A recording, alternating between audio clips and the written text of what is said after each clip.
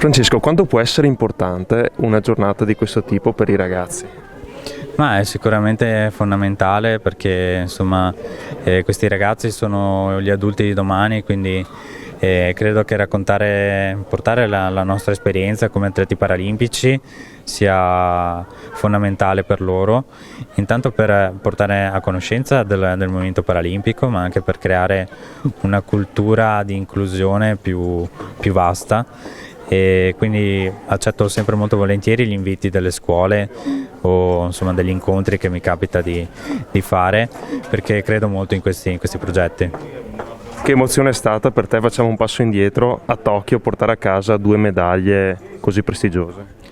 Beh, è stato sicuramente molto bello tornare sul podio paralimpico dopo le medaglie di Rio, e nonostante non ci fosse il pubblico purtroppo, le emozioni però sono state ugualmente molto forti, e anche perché ho avuto la possibilità di essere la prima medaglia per la delegazione italiana, e quindi questo aggiunge sicuramente un tocco ancora più bello a un risultato che era già straordinario.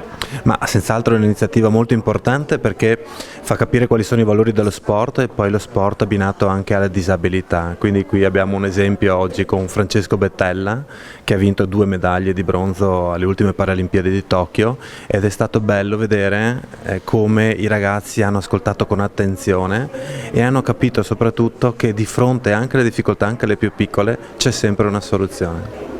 Come è nata l'idea di questa iniziativa?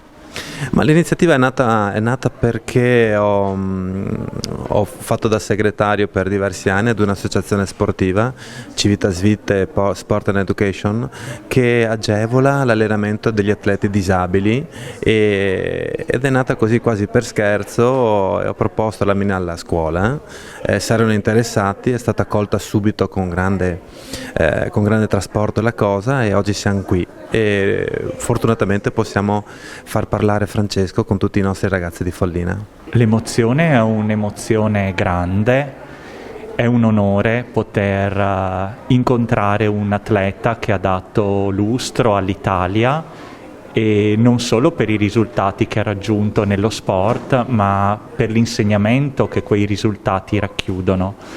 E per i ragazzi è sicuramente un esempio positivo, un esempio di una disabilità che si può superare, come peraltro tutti i traguardi della vita, con sacrifici.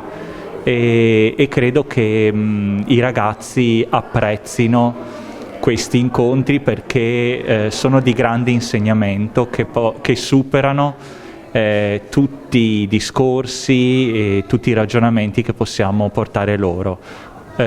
Possono vedere in maniera concreta ciò che una persona con disabilità può raggiungere.